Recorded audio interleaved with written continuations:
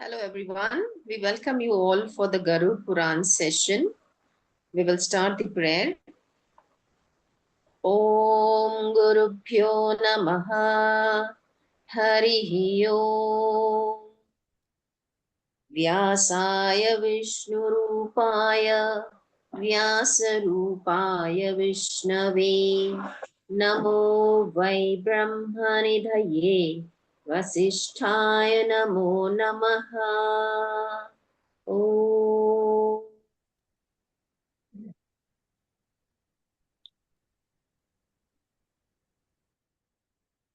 Okay so थोड़ा सा आज चेंज किया है 2 days I don't know for some reason 4:45 को लाइट्स जा रहे हैं या something is happening so I thought let me try 15 minutes earlier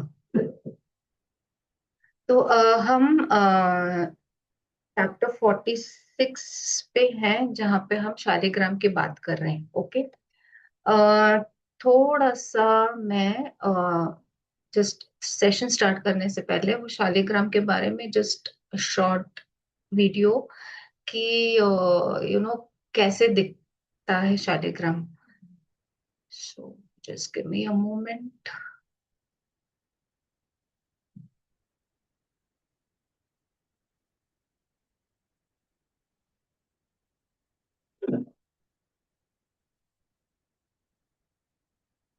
Saligram stone worship. Saligram stone are revered in Hinduism.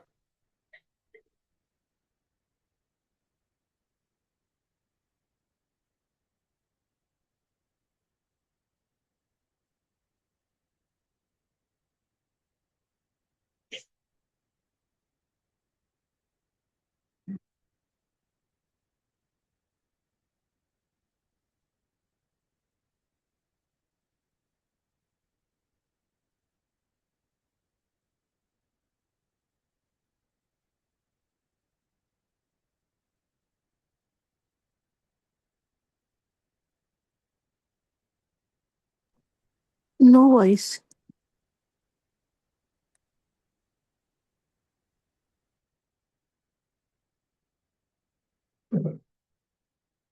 Okay तो जिनको पता नहीं है इसीलिए I just showed so many times in our you know puja ghar we do have these shaligram these stones which are there of Lord Vishnu so here we go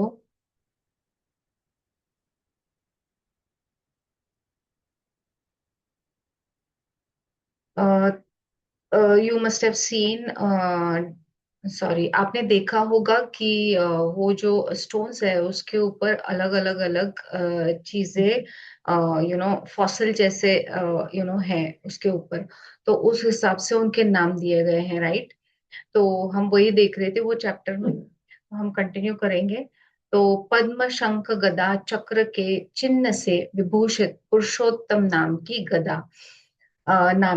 गदा शंख चक्र पद्म चरहे से विभूषित अध्योजक अध्योक्षय अध्योक्षजय नहीं अध्योक्षज नाम की पद्म गदा शंख चक्र से विभूषित नरसिंह नाम की पद्म चक्र गदा से अंकित अच्युत नाम की और शंख चक्र पद्म गदा से संयुक्त जनार्दन की शालिग्राम मूर्ति है इन देव नामों से अभिहित मूर्तियों को नमस्कार है गदा चक्र पद्म शंख से अंकित शालिग्राम उपेंद्र चक्र पद्म गदा शंख से युक्त शालिग्राम हरि गदा पद्म चक्र शंख चिन्ह से सुशोभित शालिग्राम श्री कृष्ण नाम से प्रसिद्ध हैं और शालिग्राम शिला के द्वार देश पर चढ़े 2 चक्र धारण करने वाले शुक्ल वर्ण वाले भगवान वासुदेव हैं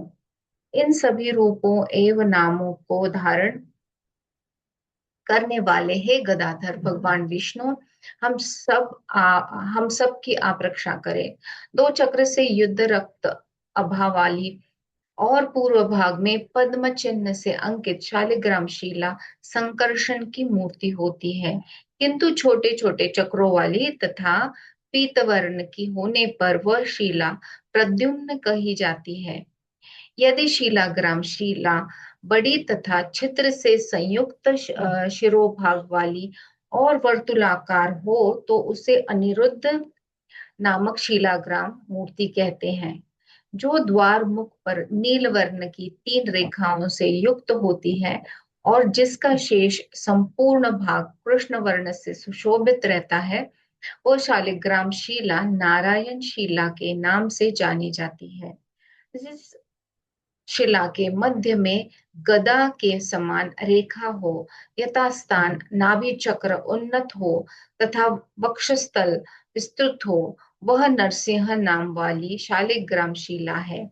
और इन चिन्हों के साथ ही उसमें 3 बिंदु अथवा 5 बिंदु हो तो वह कपिल नामक शिला है। वह शिला हम सबकी रक्षा करे। उसका पूजन ब्रह्मचारियों को करना चाहिए। विषम विषम परिमाण वाले 2 चक्र से चरित शक्ति चिन्ह से युक्त शिला को वराह शिला कहते हैं। वह हम सबकी रक्षा करे। नीलवर्ण वाली 3 रेखाओं से युक्त स्थूल तथा बिंदु युक्त शिला कूर्म मूर्ति है, और वही अगर वर्तुलाकार है तथा उसका पीछे का भाग झुका हुआ हो तो वह शिला कृष्ण कही गई है। वह हम सबकी रक्षा करे। 5 रेखा वाली शिला श्रीधर नाम की कही जाती है। गदा से अंकित शिला वनमाली है। ये हम सबकी रक्षा करे। गोलाकार तथा छोटी शिला वामन शिला है। बाएं भाग में चक्रांकित शिला सुरेश्वर की मूर्ति है। विभिन्न रंगों वाली अनेक रूपों वाली नाग के समान फंसों से युक्त शिला अनंतक है। स्थूल हो, नील वर्ण की हो और मध्य में नील वर्ण का चक्र हो तो वह दामोदर शिला है। संकुचित द्वार वाली, रक्तवर्ण वाली, लंबी रेखाओं वाली, छिद्र युक्त एक चक्र तथा एक कमल वाली विस्तीर्ण शिला ब्रह्मशिला है। ये सब हम सबकी रक्षा करे।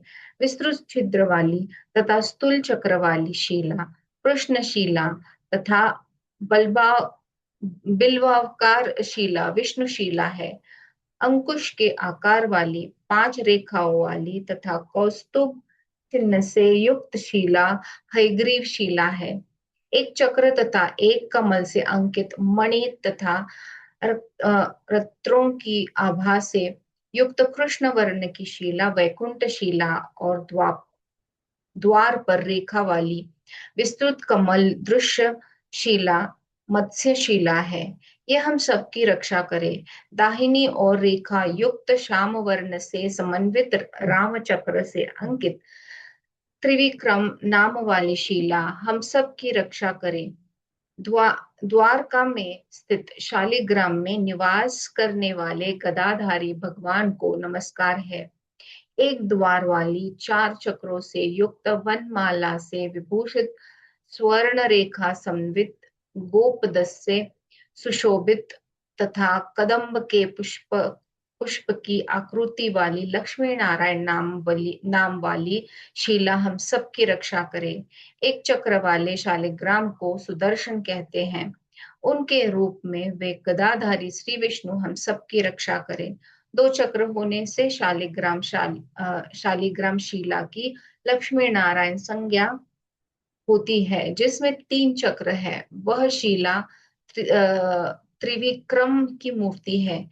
4 चक्र वाली व्यूह 5 चक्र वाली वासुदेव, 6 चक्र वाली शालिग्राम शिला प्रद्युम्न 7 चक्र वाली शिला संकर्षण, 8 चक्र वाली पुरुषोत्तम, 9 चक्र वाली शिला नवव्यूह, 10 चक्र वाली दशावतार तथा 11 चक्र वाली शिला अनिरुद्ध कहलाती है। ये हम सब की रक्षा करे। 12 चक्रों से युक्त शिला द्वादशात्मा है। 12 से अधिक चक्र की शिला अनंत नाम वाली है। जो मनुष्य इस विष्णु मूर्तिमय स्तोत्र का पाठ करता है उसे स्वर्ग की प्राप्ति होती है। तो ये चैप्टर जो पूरा था वो शालिग्राम के बारे में था। अभी हम थोड़ा सा आगे बढ़ेंगे जहाँ पे वास्तु जो है, वास्तुशास्त्र के बारे में, नॉट एग्जैक्टली वास्तुशास्त्र, पर जो वास्तु होती है उसका मंडल कैसा है, उसकी पूजा कैसी करनी चाहिए, फिर वास्तु पुरुष के बारे में, फिर डायरेक्शंस के बारे में, ये सारी चीजें बताई गई हैं। ओके, तो वास्तु मंडल पूजा विधि। श्री हरि ने कहा, गृह निर्माण के प्रारंभ में जिसके करने से समस्त विघ्न नष्ट हो जाते हैं, संक्षेप में उसे वास्तु पूजा की विधि कहा कहता हूँ। यह पूजा ईशान कोण से प्रारंभ होकर 81 पद वाले मंडप के अंतर्गत पूर्ण की जानी चाहिए। अब थोड़ा सा ये क्या बोल सकते हैं, मतलब हमारे कॉन्टेक्स्ट में नहीं है, इसलिए थोड़ा सा हमको boring is not the word, but मतलब समझ में नहीं आती है चीज, क्योंकि वास्तु के हिसाब से है, फिर डायरेक्शंस के बारे में दिया गया है, तो बहुत सारी चीजें इसमें हैं। तो just we will go through it, क्योंकि इसको समझना मतलब आप अगर वास्तु तज्ञ नहीं है तो थोड़ा सा डिफिकल्ट हो सकता है। डिफिकल्ट नहीं, पर ऐसा लग सकता है कि अरे मतलब ये इंफॉर्मेशन क्या है। तो we'll just go through it. Okay, इस मंडल के ईशान कोण में वास्तु देवता का मस्तक होता है। I just show you the vastu पुरुष सो दैट आपको इजी जाएगा, वो पिक्चर सामने होगा तो। इसके में 1 मोमेंट।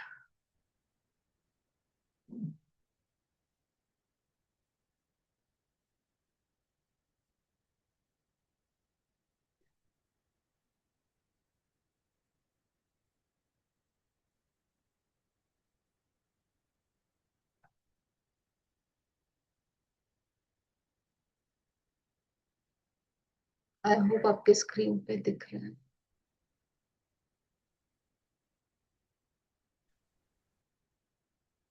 तो ये वास्तु पुरुष है।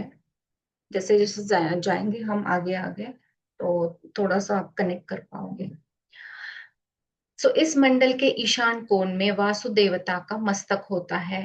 नैऋत्य कोण में उनके दोनों पाद तथा अग्नि और वायु कोण में दोनों हाथ होते हैं।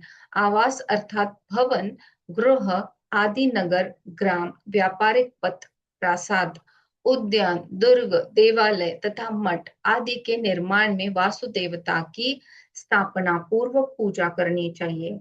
22 देवता बाह्य भाग में तथा 13 देवता अंतर्भाग में अवस्थित रहते हैं, यथा ईश, शिखी, पर्जन्य, जयंत, कुलिशायुध, सूर्य, सत्य, भृगु, आकाश, वायु, पुष्पा, वित, वित, वितत, ग्रह, क्षेत्र, यम, गंधर्व, भृगुराज, मृग, पितृगण, दौवारिक, सुग्रीव, पुष्पदंत, गणाधीप, असुर, शेष, पाप, रोग, अहिमुख, भल्लाट, सोम, सर्प, अदिति तथा दिति ये वास्तुमंडल के बाह्य देव हैं। इन बाह्य देवों का पूजन करके बुद्धिमान व्यक्ति को चाहिए कि वह ईशान आदि चारों कोणों पर स्थित देवताओं की पूजा करे। यथा ईशान कोण में आप जल, अग्नि कोण में सावित्री, नैऋत्य कोण में जय और वायु कोण में रुद्रदेव की पूजा करें। नवपथ परिमाप के मध्य में ब्रह्मा की पूजा करनी चाहिए और उनके समीप ही अन्य 8 देवताओं का भी पूजन करें। पूर्वाधिक क्रम से उन पूजनीय देवों के नाम इस प्रकार है: आर्यमा, सविता, विवस्वान, विभूदादीप, मित्र, राजयक्षमा, पृथ्वीधर और अपवत्स्य। ये 8 देव हैं जो ब्रह्मा के चारों ओर मंडलाकार स्थित है। दुर्ग निर्माण में ईशान कोण से नैऋत्य कोण पर्यंत सूत्र द्वारा किया गया रेखांकन वंश कहा जाता है, और अग्नि कोण से जब वायु कोण पर्यंत दूसरी रेखा खींची जाती है तो वह वंश रेखा दुर्धर रेखा कहलाती है। वंश रेखा पर ईशान कोण में अदिति, दुर्धर योग बिंदु पर हिमवंत, नैऋत्य कोण अर्थात वास्तुमंडल के अंतिम नैऋत्य बिंदु पर जयंत के पूजन का विधान है। तत्पश्चात दुर्धर रेखा के प्रारंभ में अग्नि कोण पर नायिका तथा अंतिम छोर वायु कोण पर कालिका देवी की पूजा करनी चाहिए। तदंतर शुक्र अर्थात इंद्र से लेकर गंधर्व पर्यंत उक्त वास्तु देवों की पूजा करके भवन निर्माण का कार्य प्रारंभ करना चाहिए। वास्तु दैट इज भवन के सम्मुख भाग में देवालय अग्निकोण में पाकशाला इज किचन, पूर्व दिशा में यज्ञ मंडप, ईशान कोण में काष्ठ या प्रासत्तर से बनी पट्टिकाओं के द्वारा घिरा हुआ प्रस्तर से, है। प्रस्तर, प्रस्तर से, प्रस्तर, प्रस्तर, प्रस्तर से, प्रस्तर से, प्रस्तर से बनी पट्टिकाओं के द्वारा घिरा हुआ सुगंधित पदार्थों तथा पुष्पों को रखने का स्थान, उत्तर दिशा में भांडार घर, वायु कोण में गौशाला, पश्चिम दिशा में खिड़की तथा जलाशय, नैऋत्य कोण में समीधा, कुश, ईंधन तथा अस्त्र शस्त्र का कक्ष, दक्षिण दिशा में सुंदर शैया, आसन, पादुका, जल, अग्नि, दीप और सज्जन भृत्यों से युक्त अतिथि गृह का निर्माण करना चाहिए। तो किसी ने अभी तक घर नहीं बनाया है या आपको चेंजेस करने हैं तो प्लीज ये अच्छे से सुने ताकि आप चेंजेस कर सकते हैं। गृह के बीच समस्त रिक्त भागों में खूब जल सिंचित कदली गृह, मतलब पहले के जमाने में कुएं होते थे, वेल होता था तो वो, और 5 प्रकार के पुष्प पादों को सुनियोजित करे। भवन के बाह्य भाग में चारों ओर 5 हाथ ऊंची दीवार बनाकर वन और उपवन से आच्छादित भगवान विष्णु का मंदिर बनाना चाहिए। इस मंदिर के निर्माण के प्रारंभ में 64 पद का वास्तुमंडल बनाकर वास्तु देवता की विधिवत पूजा करे। उक्त रीति के अनुसार वास्तुमंडल के मध्य भाग में 4 पद के मंडलांतर्गत ब्रह्मा तथा उनके समीपस्थ प्रत्येक 2 पद पर आर्यमादि 8 देवों की पूजा करनी चाहिए। तदंतर कर्ण भाग पर कार्तिकेय आदि का पूजन करके दोनों ओर पार्श्व बिंदुओं पर, पार्श्व यानी साइड्स, दोनों बिंदुओं पर 2-2 पदों की दूरी से स्थित अन्य पार्श्व देवों का पूजन करे। तत्पश्चात वास्तुमंडल के ईशान आदि कोनों पर क्रमशः चरखी, विदारी, पूतना और पापराक्षसी नाम देव शक्तियों की पूजा करनी चाहिए। उसके बाद बाह्य भाग में हेतुकादि देवों का पूजन करे। इनके नाम हेतुक, त्रिपुरांतक, अग्नि, वेताल, यम, अग्निजीवा, कालक, कराल और एक पाद हैं। उनकी पूजा करने के पश्चात ईशान कोण में भीमरूप, पाताल में प्रेतनायक, आकाश में गंधमाली तथा उसके बाद क्षेत्रपाल देवों की पूजा करनी चाहिए। यथासाध्य वास्तु संकुचित या विस्तृत क्षेत्रफल की राशि को वसुओं की संख्या अर्थात 8 से पहले भाग दें, उसे बचे हुए शेष भाग को यम माने। पुनः उक्त वास्तु राशि को 8 से गुणा करे, जो गुणनफल हो उसको वृक्ष भाग अर्थात 27 से भाग दे, जो शेष हो उसे वृक्ष या नक्षत्र राशि कहते हैं, और जो भागफल है वह अव्यय कहलाता है। उस वृक्ष राशि को 4 से गुणा करके गुणनफल में 9 से भाग दे, जो शेषांश हो उसका नाम स्थिति है। इसी स्थिति अंक पर मंडल का निर्धारण करना चाहिए, ऐसा देवल ऋषि का अभिमत है। उक्त वास्तु राशि को 8 से गुणा करके जो गुणनफल हो उसे पिंड कहते हैं। उस पिंड को 60 से भाग देना चाहिए। जो शेषांक हो उसके द्वारा गृह स्वामी के जीवन मरण और परिजनों के विनाश का निर्धारण होता है। मनुष्य को चाहिए कि वास्तुमंडल के मध्य में ही सदा गृह का निर्माण करे, उसके पुष्ट भाग में ना करे। पुष्ट यानी I think it is back side. इस प्रकार वास्तुमंडल के वाम पार्श्व में भी गृह निर्माण करना उचित नहीं होता, क्योंकि वाम पार्श्व में वास्तुदेव सोए रहते हैं। अंत इसमें गृह निर्माण नहीं करना चाहिए। सिंह, कन्या तथा तुला राशि रहने पर उत्तर दिशा के द्वार का शोधन करे, और उसी प्रकार शोधन माने क्लेंजिंग। उसी प्रकार वृश्चिक आदि अन्य राशियों के रहने पर पूर्व, दक्षिण तथा पश्चिम द्वार का शोधन करना चाहिए, क्योंकि भाद्रपद, अश्विन तथा कार्तिक मास में पूर्व दिशा में मस्तक, उत्तर दिशा में पृष्ठ, दक्षिण दिशा में क्रोड़ और पश्चिम दिशा में चरण फैलाकर वास्तुनाग सोए रहते हैं। अतः उत्तर दिशा का द्वार इस काल में प्रशस्त होता है। वृश्चिक, धनु एवं मकर राशि अर्थात मार्गशीर्ष, पौष और माघ में वास्तु नाग का सिर दक्षिण, पृष्ठ पूर्व, क्रोध पश्चिम और पैर उत्तर दिशा में रहता है, जिससे उस समय पूर्व दिशा का द्वार शोधन उचित है।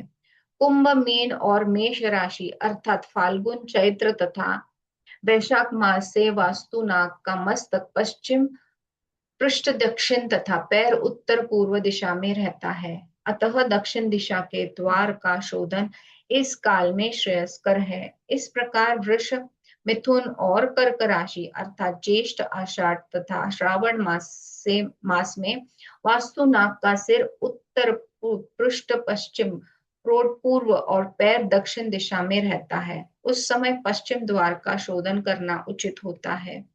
वास्तु के विस्तार के अनुसार आधे भाग में द्वार का निर्माण करना चाहिए। इस प्रकार 8 दिशाओं में 8 द्वार कहे गए हैं। यदि उपयुक्त शास्त्र सम्मत विधि से द्वार शोधन नहीं होता है तो हानि होती है। तो आप देख रहे हैं कितना सारा डिटेल में हमारा शास्त्र है, और पूरा सब इतना ब्रेक डाउन करके सारी डिटेल्स दी गई है। तो कभी कभी मुझे लगता है कि हम ये सारी चीजों में हमने मतलब धीरे धीरे, क्योंकि इसका मीनिंग नहीं समझ रहा है या हम नहीं कर रहे हैं या टाइम नहीं है, तो उसकी वजह से हम ये चीजों को छोड़ रहे हैं। तो जो हम कलयुग में जो हमको तकलीफें हो रही है, शायद ये भी रीजंस हो सकते हैं, क्योंकि साइंटिफिक है ना ये सारा। ऐसे नहीं है कि जस्ट उठा के डाला है। तो पूरा जो हमारी राशि है, हमारे जो डायरेक्शंस है, ग्रेविटेशनल क्योंकि फोर्स है, हमारा हमारा मून से कनेक्शन है, हमारा सन से कनेक्शन है, तो ये सारी चीजों की वजह से ये बड़ा साइंटिफिक हो जाता है। तो हमने इसका पालन करना चाहिए था, एंड शायद हम इसको छोड़ रहे हैं, यू नो छूट रहा है हमसे, क्योंकि हमारी लाइफस्टाइल चेंज हो रही है। हमारे पास इतनी जगह भी ना हो ये सब करने के लिए, ऐसे घर कहाँ मिलेंगे, हम बांध भी तो नहीं सकते सब लोग। तो बहुत सारी दिक्कतें हैं। तो शायद ये धीरे धीरे छूट रहा है हमसे, धीरे धीरे क्या छूट चुका है ऑलमोस्ट। अभी थोड़े थोड़े बिल्डिंग्स आ रहे हैं वास्तु के हिसाब से। तो इसलिए शायद हमको जो ये तकलीफें हो रही हैं, I think one of the reason could be all of this. बाकी के भी रीजंस हो सकते हैं, पर one of the reason I think ये हो सकता है। यदि उपयुक्त शास्त्र सम्मत विधि से द्वार शोधन नहीं होता है तो हानि होती है। अतः उपयुक्त विधि से प्रासाद या भवन का निर्माण करके उसके पूर्व में पीपल, दक्षिण में पाकड़, पश्चिम में बरगद, उत्तर में गुलर तथा ईशान कोण में हमने लास्ट टाइम भी देखा था, बैनियन ट्री, पीपल ट्री, क्या था और भी, वो फिकस मतलब औदुंबर ट्री, ये सारे देखे थे। और एक क्या, हाँ, सेमल का ट्री। ये जो है ये सिल्क कॉटन ट्री है, तो इसको जनरली नजदीक नहीं लगाते हैं। तो यहाँ पे उन्होंने प्रासाद का मतलब थोड़ा सा उल्लेख किया है, इसीलिए ये सेमल ट्री आया है यहाँ पे। ओके। वृक्ष लगाना चाहिए जो घर के लिए शुभ फलदायी होते हैं। इस प्रकार पूजित वास्तु प्रासाद और घर के विघ्नों का नाश करने वाला होता है। तो देखिए, इतने सारे पेड़ भी लगाने होते हैं, हम हमारे पास अभी जगह भी नहीं है ये सारा लगाने को। तो ये सारे विघ्नों का नाश करते हैं, ऐसा बताया गया है। तो प्रासाद लक्षण मतलब प्रसाद, जैसे मैंने अभी जैसे कॉन्टेक्स्ट आया, प्रसाद यानी कोई बड़ा भवन बनाना या कोई टेम्पल बनाना या ऐसे कोई चीजें बनाना, उसको प्रसाद कहा गया है। तो सूत जी ने पुनः कहा, है शौनक, अब मैं प्रासाद निर्माण एवं उसके लक्षणों के विषय में कह रहा हूँ, आप सुने। सर्वप्रथम कुशल वास्तु विद्व की देख रेख में चारों दिशाओं में 64 पद परिमाप का एक चतुष्टकोण भूखंड तैयार करना चाहिए, जिसमें 48 पद परिमाण भूमि में दीवाल का निर्माण करे। साथ ही चारों दिशाओं में कुल 12 द्वार वारा वारादरी बनाए जाएं। प्रासाद की ऊंचाई के परिमाण को, अर्थात पृथ्वी तल पर प्रासाद का बनाया गया ऊंचा जो धरातल है, उसको प्रासादिक जंगा कहते हैं। भवन की यह जंगा मानव जांग की अपेक्षा 2.5 गुना अधिक होनी चाहिए। उसके ऊपर निर्मित होने वाले गर्भ भाग के विस्तार परिमापक हो। शुक्रांधी कहते हैं, गर्भ भाग को पुनः 3 अथवा 5 भागों में विभक्त करना चाहिए। और शुक्रांधी के द्वार की ऊंचाई शिखर भाग में, शुक्रांधी डोर, ये जो वर्ड है शुक्रांध्री के, तो ये जो है ये शुक्र का स्थान है, जहाँ पे हमारा वेल्थ होता है, हमारा गुड लक होता है, हमारा लग्जरी होता है, हमारा रोमांस होता है, हमारा कंफर्ट होता है। तो यहाँ पे जैसे शुक्र बोला गया है, तो वीनस है, तो वीनस की एनर्जी है बेसिकली वहां पे, तो ये बहुत इंपॉर्टेंट है। ओके।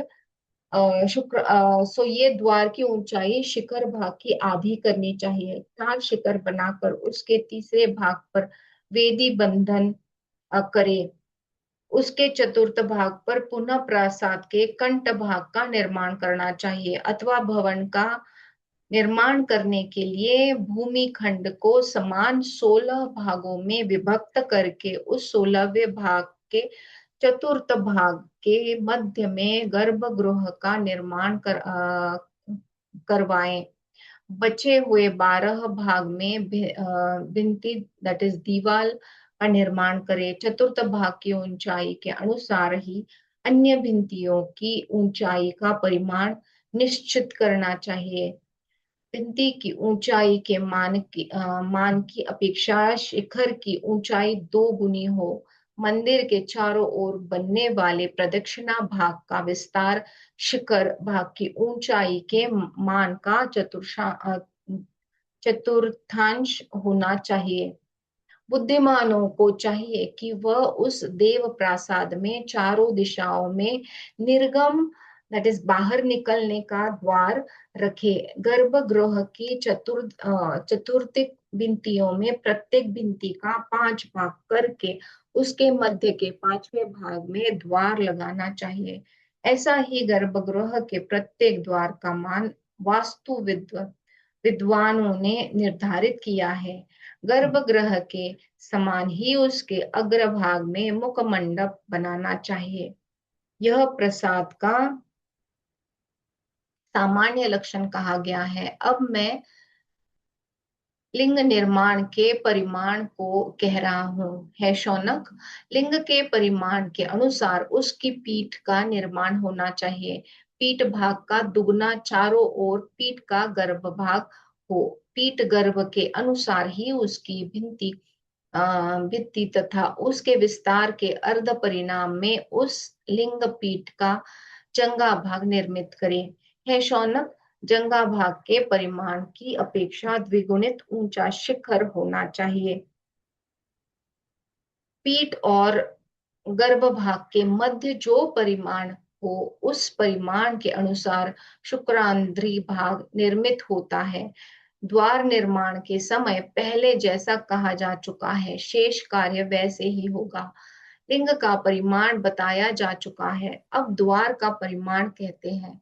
4 हाथ दैट इज 6 फुट का द्वार बनाया जाए, जो वास्तु से 8वां हिस्सा होता है। स्वेच्छानुसार इसका दुगना विस्तार हो सकता है। द्वार के दृष्टिपीठ के मध्य भाग को छिद्र युक्त ही रखना चाहिए। पादिक शेषिक तथा भित्ति द्वार परिमाण के अनुसार ही उसके अर्ध अर्ध परिमाण की दूरी पर निर्मित करे। उस गर्भ भाग के विस्तार के समान ही मंडप के जंगा भाग निर्माण करके उस जंगा भाग द्विगुण के परिमाण में ऊंचे शिखर भाग को निर्मित करे। शुक्रांध्री भाग को पहले पहले की ही भांति बनवा कर निर्गम अर्थात द्वार भाग को ऊंचा ही बनवाए, ऐसा मंडप निर्माण का मान है। इसके अतिरिक्त शेष प्रासाद भाग के स्वरूप को कह रहा हूँ, सुने। प्रासाद मंडप के अग्नि भाग में त्रिवेद अर्थात त्रिद्वारी का निर्माण करवाना चाहिए, जिसके क्षेत्र भाग में देवगण विद्यमान रहते हैं।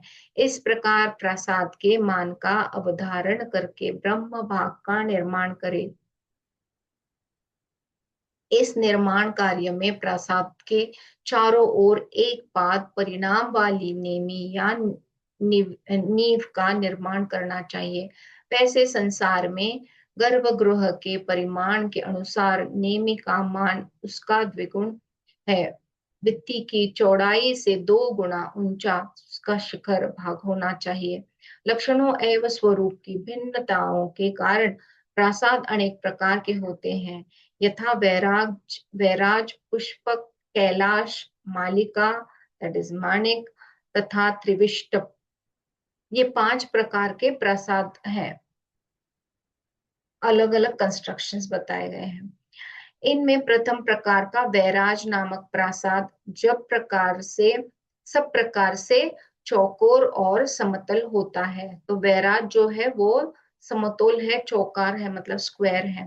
द्वितीय प्रकार का पुष्पक प्रासाद आयतकार होता है, तो पुष्पक जो है वो रेक्टेंगुलर है। तृतीय प्रकार का कैलाश नामक प्रासाद वृत्ताकार है, मतलब सर्कुलर है। चौथा मालिका नामक प्रासाद वृत्तायत यानी राउंड। और पांचवा त्रिविष्ट नामक प्रासाद अष्टकोणाकार होता है, मतलब 8 ऑक्टागन। इस प्रकार से बने हुए ये प्रासाद बड़े ही मनोहारी होते हैं। इन प्रासादों से ही अन्य प्रकार के प्रासादों का स्वरूप निर्मित हुआ है, यथा मेरु, मंदर, विमाण, भद्रक, सर्वतोभद्र, रुचक, नंदन, नंदीवर्धन और श्रीवत्स। ये 9 प्रकार के चौकोर प्रासाद वैराज नामक प्रासाद निर्माण की कला से ही उत्पन्न हुए हैं। वल्लभी, गृहराज, शाला गृह, मंदिर, विमान, ब्रह्म मंदिर, भवन, उत्तम और शिविकावेश्म, ये 9 प्रासाद पुष्पक नाम प्रासाद कला से उत्पन्न हुए हैं। तो एग्जांपल्स दिए गए हैं उनके शेप के बारे में। ओके, कैसे कैसे तो कौन से वाले सर्कुलर है, कौन से स्क्वायर वाले हैं, कौन से रेक्टेंगल वाले हैं। वलय दु, दु, दुन्नधुभी, पद्म, महापद्म, मुकुली, उष्णीषी, तुधुम्भी, हाँ, पद्म, महापद्म, मुकुली, उष्णीषी, शंख, कलश, गुआ वृक्ष तथा अन्य वृत्ताकार प्रासाद कैलाश प्रासाद से निकले हैं। गज, वृषभ, हंस, गरुड़, सिंह, सम्मुख, भूमुख, भूधर, श्रीजय तथा पृथ्वीधर इन प्रासादों का उद्भव काय है उद्भव मालिक उद्भव उद्भव मालिका नामक वृत्तायत प्रासाद से हुआ है। वज्र, चक्र, मुष्टिक मुष्टिक व भ्रू, वक्र, स्वस्तिक, खड्ग, गदा, श्री वृक्ष, विजय तथा श्वेत इन 9 प्रासादों का प्रादुर्भाव त्रिविष्ट नामक प्रासाद से हुआ है। इसके अतिरिक्त त्रिकोण, पद्माकार, अर्धचंद्राकार, चतुष्टकोण तथा षोडशकोणीय प्रकार से भी मंडप के संस्थान का निर्माण जहां तहां किया जा सकता है, जो क्रमशः राज्य, ऐश्वर्य, आयुर्वर्धन, पुत्र लाभ और स्त्री प्राप्ति कराने वाले होते हैं। मुख्य द्वार के स्थान में ही ध्वजा आदि तथा गर्भगृह का निर्माण करना चाहिए। सूत्र के द्वारा सम संख्याओं से गुणित मंडप का निर्माण करके उस मंडप के चतुर्थांश अर्थात चौथाई परिमाण का एक भद्र गृह निर्मित करवाएं।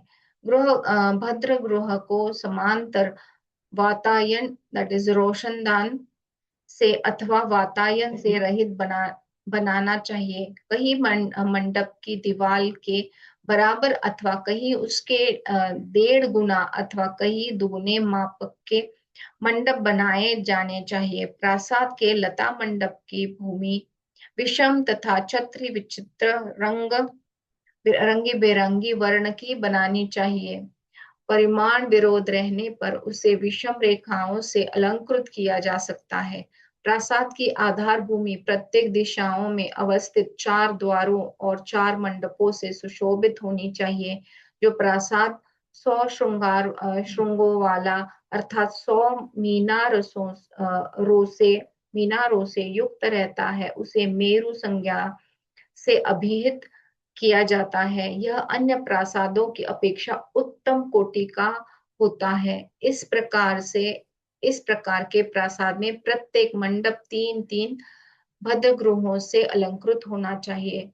निर्माण पद्धति, आकार और परिणाम के वैभिन्न के कारण वे प्रासाद भिन्न भिन्न प्रकार के हो जाते हैं, जिनमें कुछ प्रासादों का आधार होता है किंतु कुछ आधार से रहित होते हैं। वे प्रासाद अपने छंदक अर्थात छत निर्माण के भेद से भी भिन्न भिन्न प्रकार के हो जाते हैं। रचना पद्धति तथा नाम के भेद से परस्पर सांकर्य के कारण भी भिन्न भिन्न प्रकार के प्रासाद हो जाते हैं। देवताओं की विशेषता के कारण बहुत प्रकार के प्रासाद बताए गए हैं। यद्यपि स्वयंभू देवताओं के लिए निर्मित होने वाले प्रासाद के निमित्त कोई नियम नहीं है, तथापि देवों के लिए उक्त मान के अनुसार ही उन प्रासादों का निर्माण करवाना चाहिए जो चतुरस्त्र अर्थात चौरस भूमि पर समान 4 कोणों से समन्वित हो। प्रासाद चंद्रशालाओं से युक्त तथा भेरी शिखर से युक्त होने चाहिए। उनके सामने के भाग में वाहनों के लिए लघु मंडप भी निर्मित हो। इतना डिटेल में दिया है। देव प्रासाद के द्वार देश की सन्निधि में नाट्यशाला बनानी चाहिए। प्रासाद के विभिन्न दिशाओं के मुख्य द्वारों पर अलग अलग द्वारपाल बनाने चाहिए। उस देव प्रासाद से कुछ दूर देवालय में रहने वाले सेवक वर्ग के लिए आवास बनवाना चाहिए। बाप रे! देव प्रासाद की भूमि फल, पुष्प और जल से परिपूर्ण होनी चाहिए। ऐसे प्रासादों में देवताओं को स्थापित करके उनकी अर्घ्यादिक विविध प्रकार के उपचारों से पूजा करनी चाहिए। वासुदेव तो सर्वमय है, उनके भवन का निर्माण करने वाला व्यक्ति सभी फलों को प्राप्त करता है। बाप रे, आई तो मतलब क्या बोल सकते हैं, इतना डिटेल्स हमारे पूर्वजों ने पूरा दिया है जो हम शायद भूल गए हैं। तो इसीलिए अभी वो फॉर पुत्र प्राप्ति एंड ऑल, मतलब वास्तु भी कितना इम्पोर्टेंट है। एंड शायद इसीलिए हमको जो प्रॉब्लम्स आ रहे हैं लाइफ में उसकी वजह से कि हम थोड़ा सा इधर उधर हमारा वास्तु हो रहा है, उसकी वजह से भी कई प्रॉब्लम्स है। शायद इसीलिए वास्तुशास्त्र अभी बहुत चल रहा है। सो अभी जो है देव प्रतिष्ठा की सामान्य विधि, ये सारा एक्सप्लेन करना मतलब काफी डिफिकल्ट है, क्योंकि इसको समझने के लिए बहुत डिटेलिंग की आवश्यकता है। पर मुझे मतलब इस बात से खुशी हो रही है कि मतलब जो हम सोच रहे थे गरुड़ पुराण मृत्यु के बारे में एंड ऑल, और ये देखो इतना सारा जो मैजिकल बॉक्स जो है वो खुल गया है, जहाँ पर इतने सारी चीजें बताई गई हैं जो कहीं ना कहीं टाइम के साथ लुप्त हो गई हैं। पर हम शायद धीरे धीरे फिर से उसको रिट्राइव करेंगे कहीं ना कहीं, जैसे जैसे उसके साइंटिफिक रीजंस जैसे जैसे मिल जाते हैं तो फिर लोगों का थोड़ा विश्वास बढ़ जाता है। नहीं तो क्योंकि रीजंस पता नहीं हमको, इसीलिए काफी सारी चीजें, हमारे जो रिचुअल्स है, कल्चर है, वो छूटता जा रहा है। तो I think this is a good time कि ये एटलीस्ट हमको ये पता चल रहा है कि इतना सारा डिटेल्स हमको दिया गया है। तो ट्रुथ का पता होना कितना इम्पोर्टेंट है, देखिए। ओके, नहीं तो हम क्यों ये सब देखने जाते हैं, एंड जो सब बोल रहे हैं, जो कॉमन मिथ है वही हम लेके चलते, राइट। तो ट्रुथ को ढूंढना भी बहुत इम्पोर्टेंट है, और इसी को ज्ञान योग कहा गया है। तो ये भी एक प्रकार का मेडिटेशन है। तो कुछ समझे ना समझे, फिर भी हमारे कानों पे जो गूंज आ रही है उसकी, धीरे धीरे वो पर्कोलेट हो रहा है, कहीं ना कहीं उसकी मेमोरी हर एक सेल में हमारी जा चुकी है। ओके, सब हमको कॉन्शियसली नहीं समझ रहा है, पर अनकॉन्शियसली, सबकॉन्शियसली हम हमारे कॉन्शियसनेस में जाके हर एक सेल में उसकी मेमोरी बन रही है। तो अगर हम अभी ये लाइफ में अगर हमको नहीं भी पता चला, तो भी नेक्स्ट लाइफ में हमको ये बहुत जल्दी पता चलेगा। ओके, तो पेशेंस। तो हम अभी नेक्स्ट चैप्टर की तरफ जाते हैं, देव प्रतिष्ठा की सामान्य विधि। देव की, भगवान की प्रतिष्ठापना जो है वो। सूत जी ने कहा, अब मैं सभी देवताओं की प्रतिष्ठा विधि को संक्षेप में कह रहा हूँ। प्रशस्त तिथि नक्षत्रादि में प्रतिष्ठा करवानी चाहिए। सर्वप्रथम अपनी वैदिक शाखा में कहे गए विधान के अनुसार या प्रणव मंत्र का उच्चारण करके 5 या उससे अधिक अ, ऋत्विजों के साथ मध्य स्नान में स्थित आचार्य का वर्ण करे। तदंतर पाद्य, अर्घ्य और मुद्रिका, वस्त्र, गंध, माल्य एवं अनुलेपनीय द्रव्यों से उनका पूजन करे।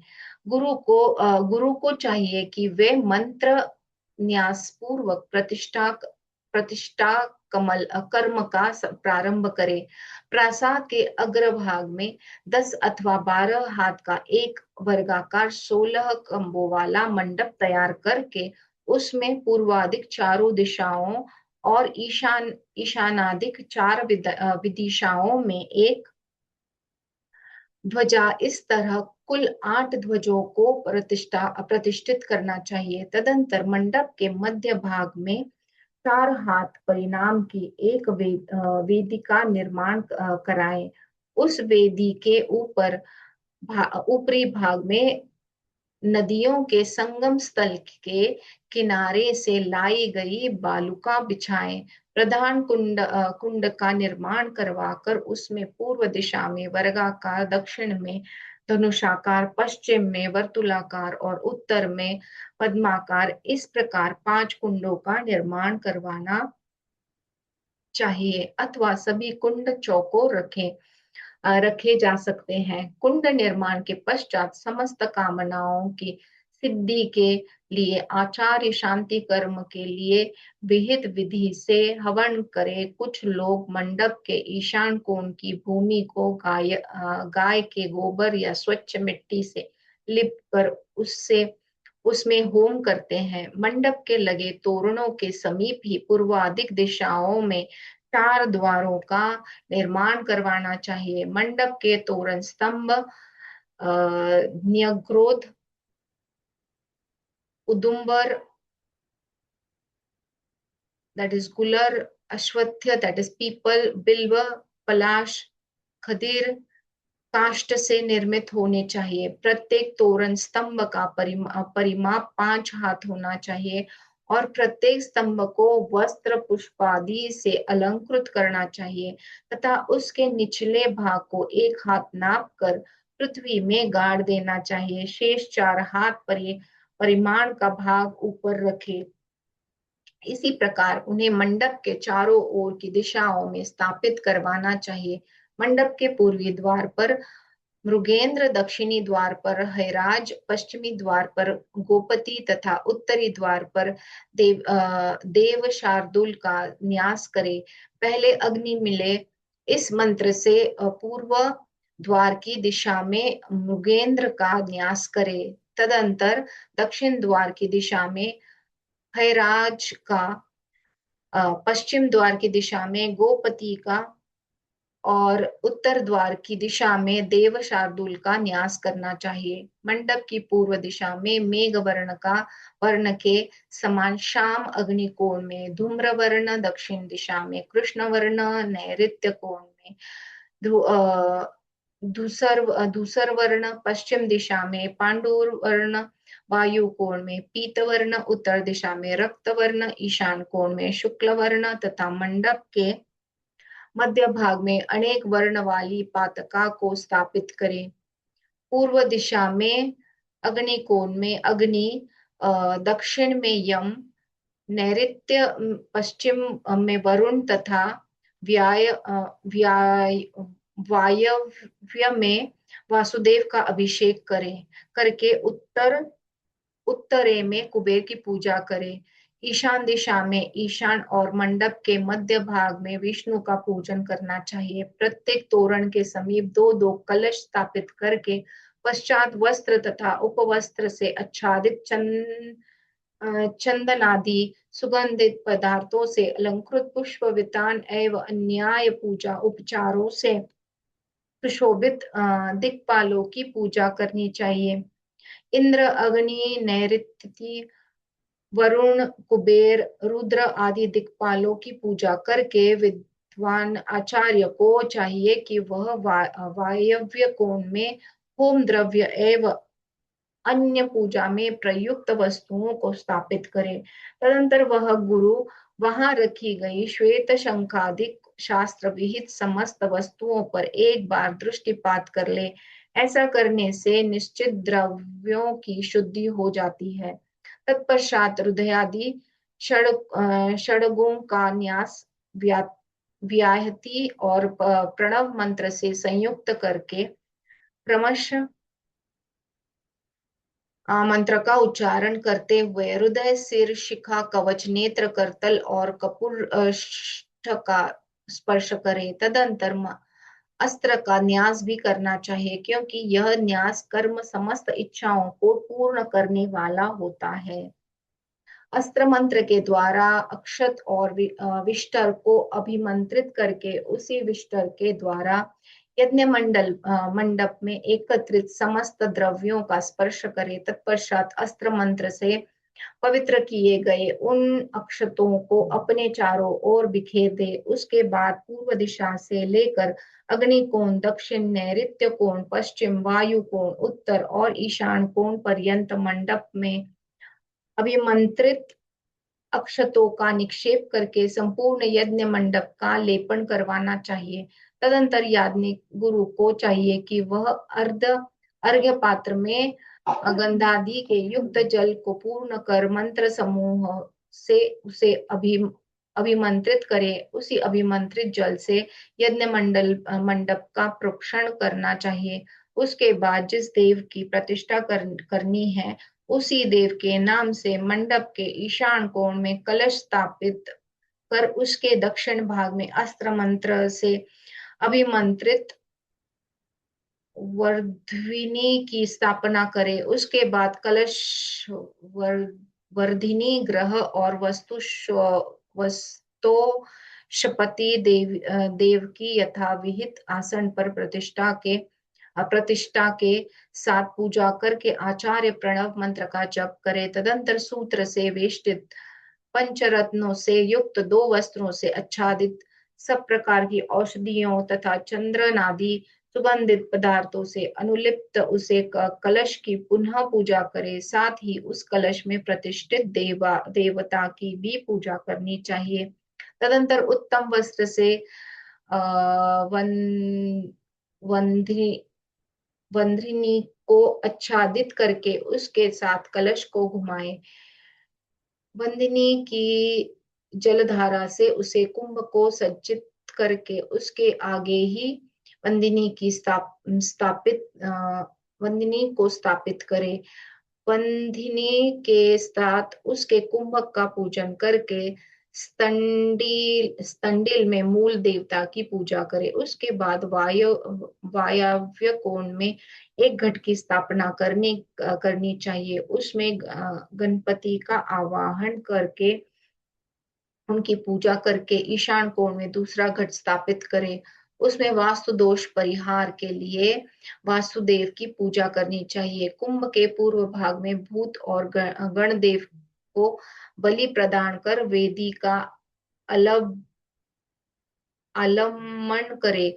तदंतर हरे कुशों का आस्तरण करे और ऋत्विजों के साथ आचार्य तथा यज्ञ दीक्षित वह श्रेष्ठ यजमान स्नान पीठ पर उस देव मूर्ति को प्रतिष्ठित करे। उस समय विविध वैदिक मंत्रोच्चार के साथ जय जयकारी मंगल ध्वनि करनी चाहिए। स्नान करवाने के लिए पीठ सहित उस देव मूर्ति को ब्रह्मरथ पर बैठाकर ईशान कोण में अवस्थित मंडल पीठ में स्थापित करे। तदंतर स्नान कराकर यज्ञीय सूत्र वाला वल्कल वस्त्रे पोंछ कर मूर्ति को स्वच्छ करके तूर्य आदि वाद्य यंत्रों का वादन करते हुए लक्षणों द्वारा मूर्ति का नामकरण करे।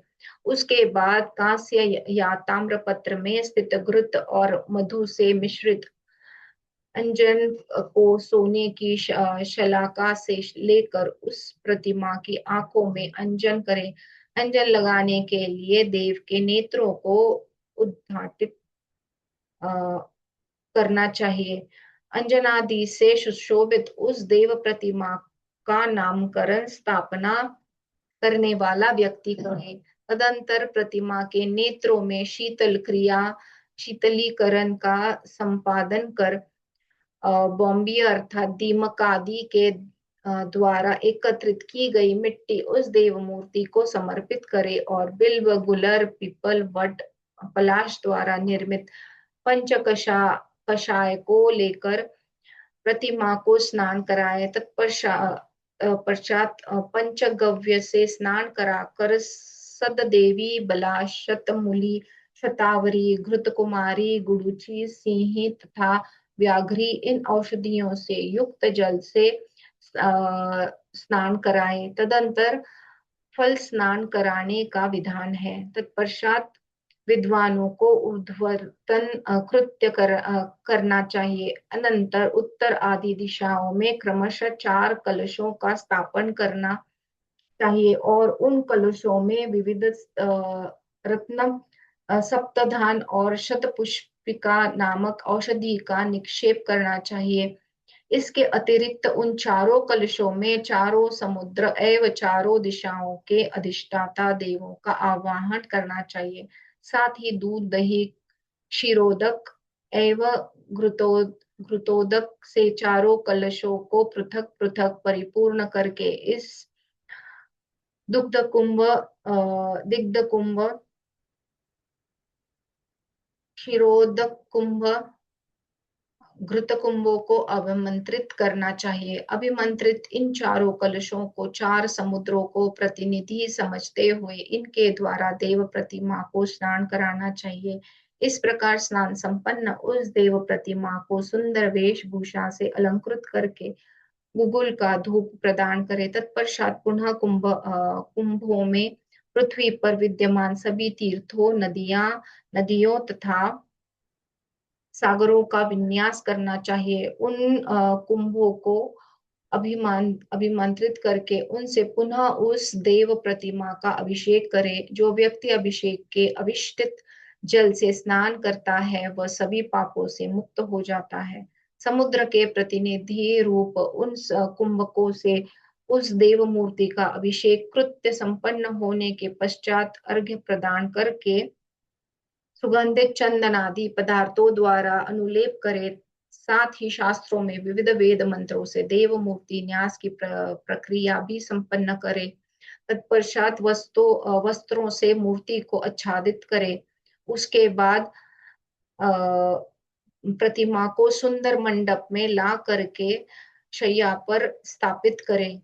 तदंतर समस्त पूजा विधि को सब प्रकार से परिपूर्ण करे। तत्पश्चात वहीं पर बैठकर परम तत्व का ध्यान करते हुए आचार्य को शास्त्रीय विधान के अनुसार मंत्र न्यास करना चाहिए। मंत्र न्यास की प्रक्रिया मंत्र शास्त्र में बताई गई है।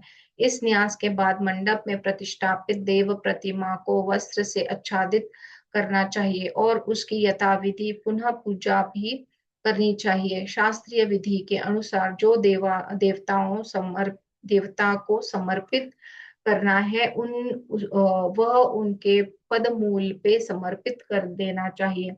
इसके अतिरिक्त देवता के शिरोभाग में 2 वस्त्रों से वेष्टित स्वर्ण से युक्त एवं प्रणव से अंकित कलश स्थापित करना चाहिए। तदंतर को कुंभक के सन्निकट बैठकर आचार्य वेद मंत्रोच्चार के साथ अग्नि की स्थापना करे। तदंतर पूर्व दिशा में ऋग्वेद वेत्ता ऋत्विक कुंड के समीप बैठकर श्री सूक्त तथा पवमान आदि सूक्तों का पाठ करे।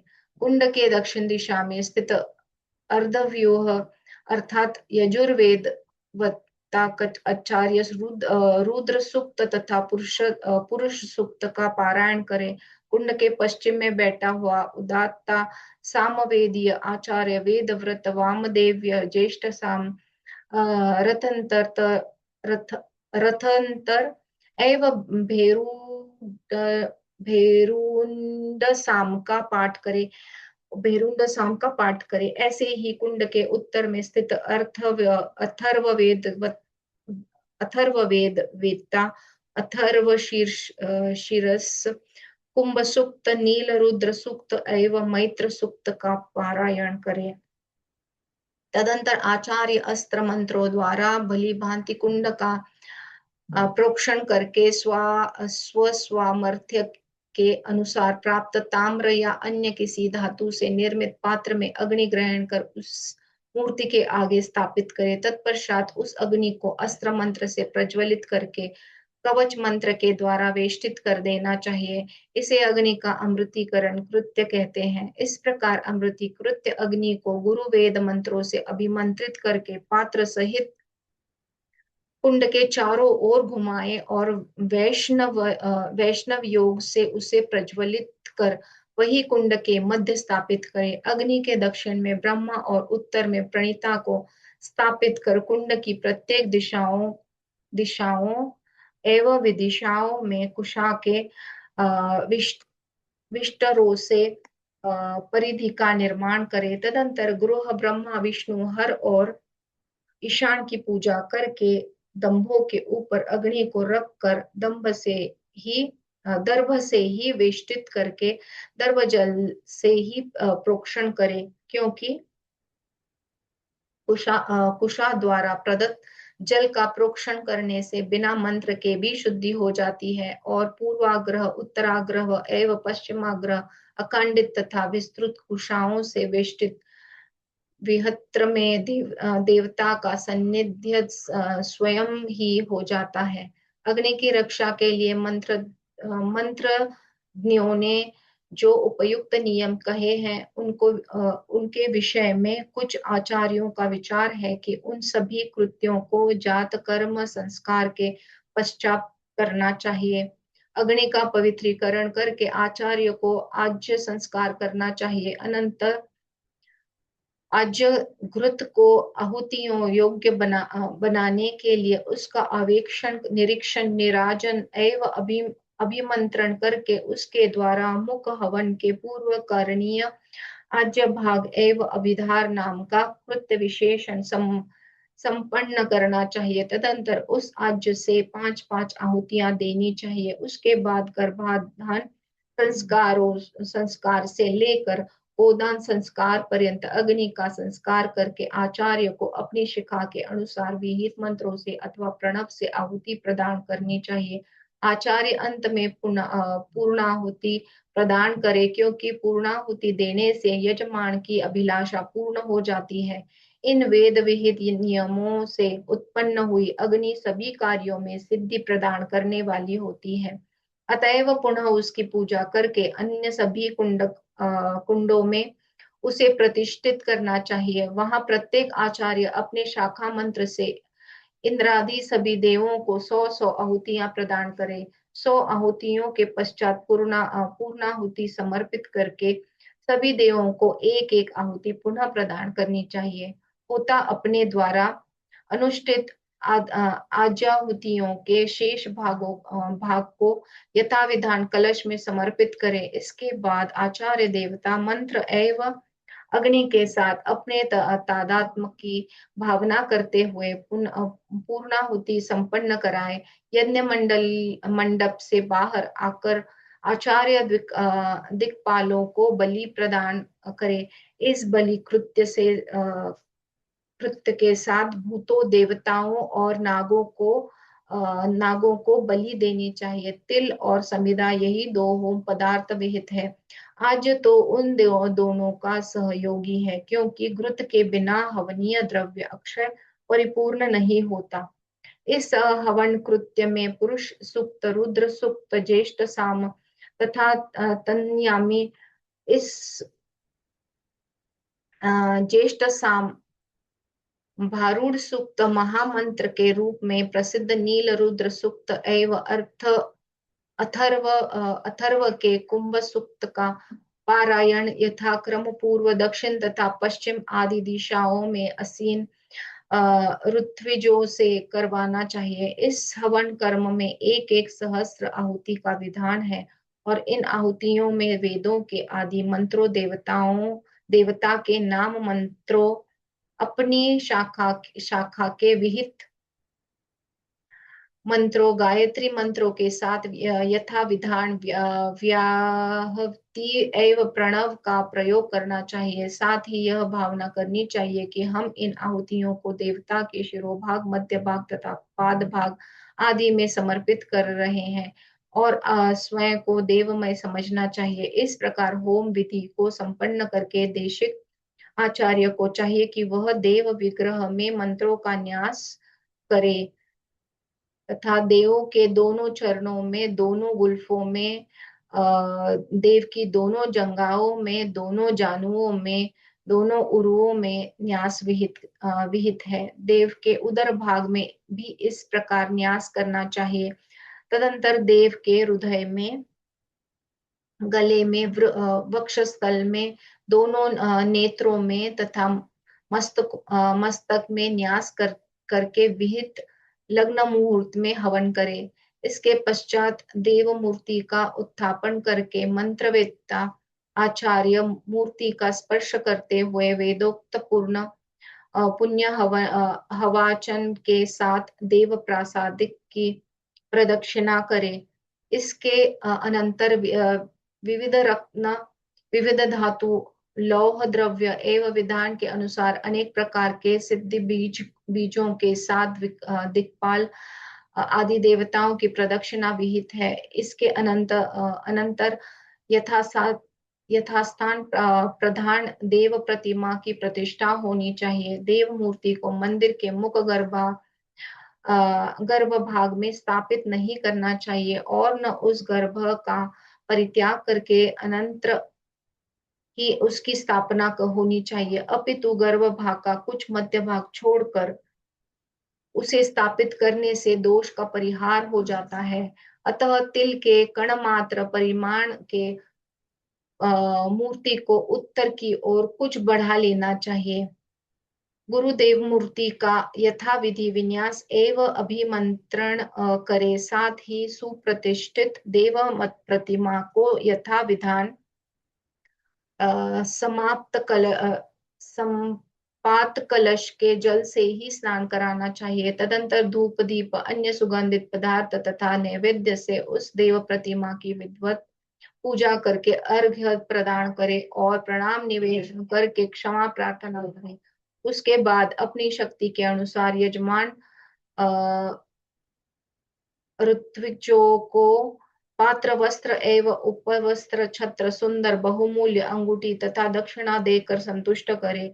तदंतर सावधान होकर यजमान चतुर्थी होम करे। 100 आहुतियों को देकर अंत में वह पूर्ण आहुति प्रदान करे। इसके बाद आचार्य मंडप से बाहर आकर दिक्पालों को बलि प्रदान करके पुष्प लेकर इस वाक्य से उन देवों का विसर्जन कर दे। इस प्रकार यज्ञ पूर्ण होने के पश्चात आचार्य को कपिला धेनु, चामर, मुकुट, कुंडल, छत्र, केयूर, कटिसूत्र, व्यजन दैट इज पंखा, वस्त्र आदि वस्तुएं, ग्राम तथा साज सज्जा पूर्ण सुंदर भवन प्रदान करना चाहिए।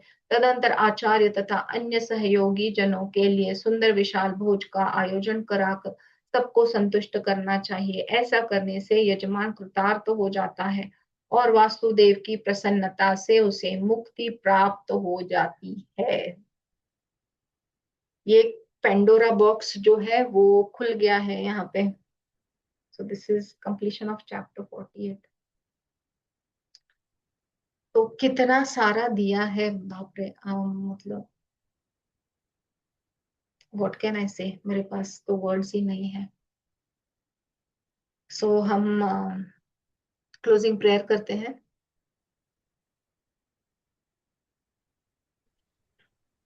We will continue this prayer.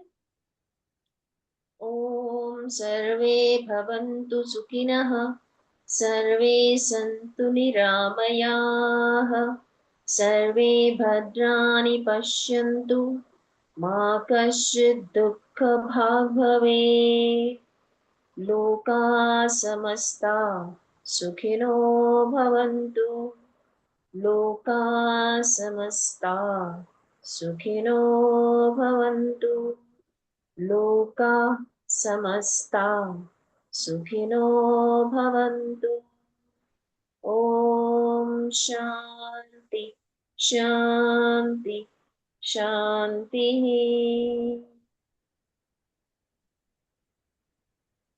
Thank you so much. Thank you all for joining in. बहुत सारा इंफॉर्मेशन था, पर शायद मतलब ये थोड़ा थोड़ा हम जब ये अयोध्या में जब भगवान राम जी की स्थापना हुई, तब वो जो बैकग्राउंड में बता रहे थे, तो बहुत सारा मतलब यहाँ पे जो दिया गया है वो उसका इंफॉर्मेशन दे रहे थे, राइट? अगर आपने देखा होगा तो वो पूरा स्थापना का विधि, तो बहुत सारा निवेदन जो चल रहा था पीछे से, तो उसमें ये सारी चीजें थी एक्चुअली। तो कितना डिटेल है हमारे इसमें, कैसे कैसे क्या क्या करना है। And this all is given, it's just that we are not aware. So good we are doing this, तो हमको अभी ये पता चल रहा है, क्योंकि हर एक चीज सिर्फ पता होना, समझना, उसका उपयोग करना जरूरी नहीं है। पता होने से भी बहुत सारी चीजें होती है, पता नहीं इसका उपयोग हमको कहाँ पर होगा।